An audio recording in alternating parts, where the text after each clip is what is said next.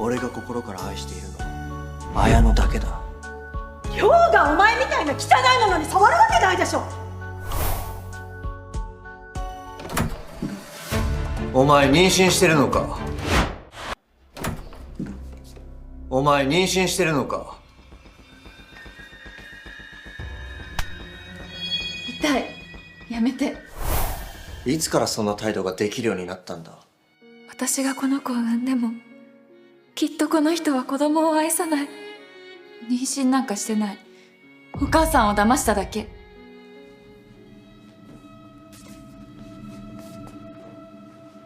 俺の子を妊娠？お前にそんな資格があるのか？ダメ、やめて。嫌だと？お前に嫌だという権利があるのか？離婚しましょう。お前今自分が何を言ってるのか分かってるのか？離婚しましょう。今の話聞かなかったことにしてやる。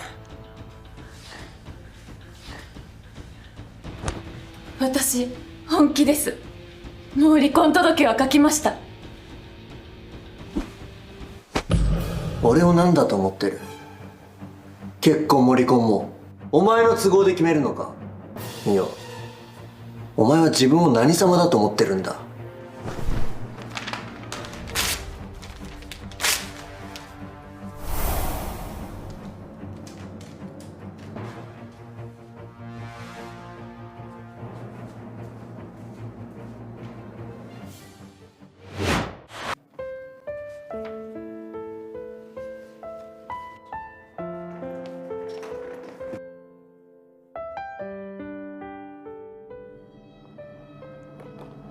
誰が出て行っていいと言った？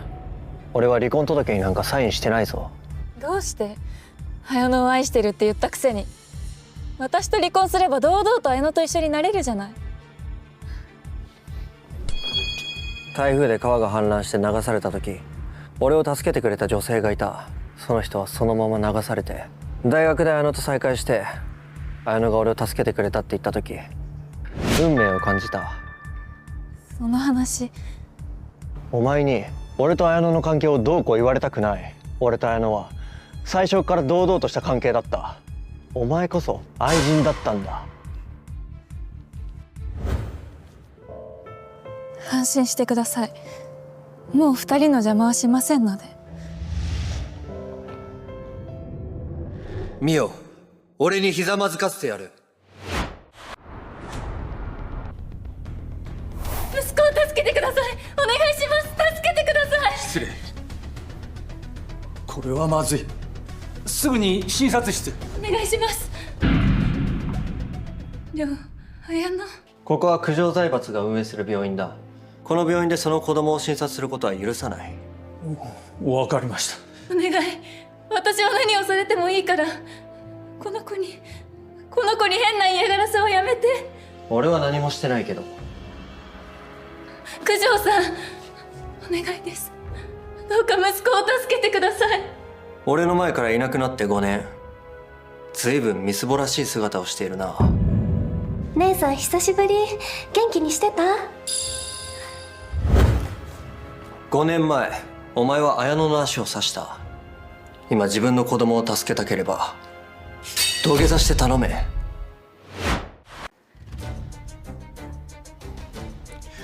3つ数えてやる。土下座しなければそのガキは治療できずに死ぬぞ。3、2、1。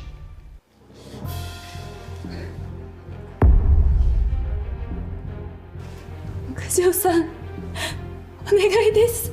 どうか息子を助けてください。教えてくれ。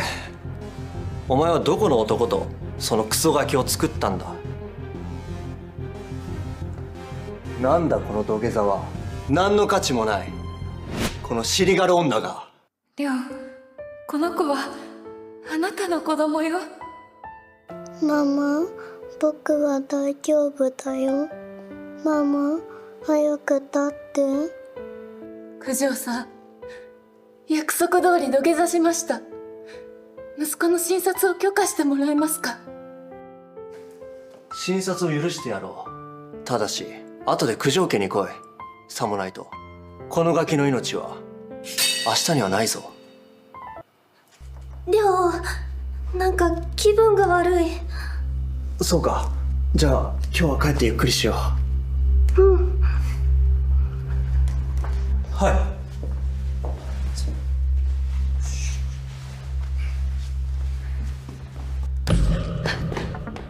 5年前お前の金を全部奪ってやったのにまだ生きてたのね。亮がいなくなったらすぐ本性を出すのね。お前が生きてようが死んでようがどうでもいい。さっさと亮と離婚しろ。5年も経つのに亮は離婚届を出してないの。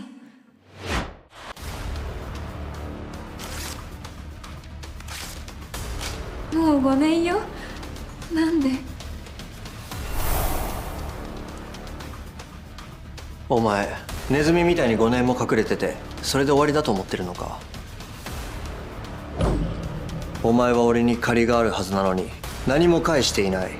亮、私は何をされてもいいからお願い、あの子には手を出さないで。あのクソガキは誰との子だ。言いたくないのか。あのクソガキお前がこの家を出て行った後に産んだんだろう。ミオ、お前はそんなに尻が軽いのか。そうよ。だから私と夫婦でいる必要ないでしょ。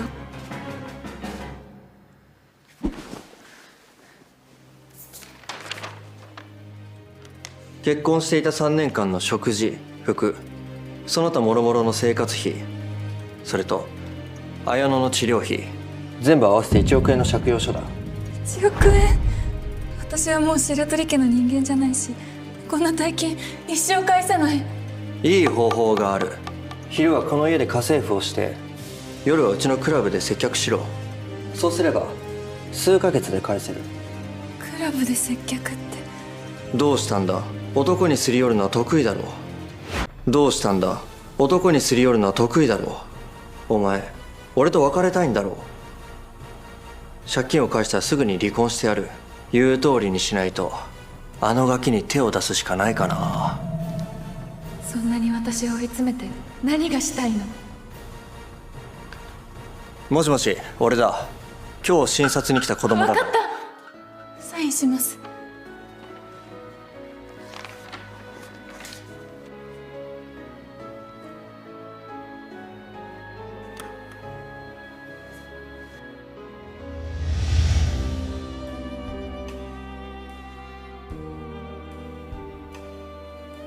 やっぱりこういう従順なお前の方がいいな。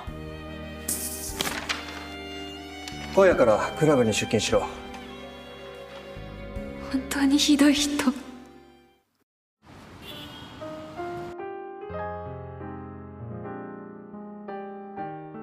じめまして。君かわいいね。新人？はい、今日から入りました。そうなんだ。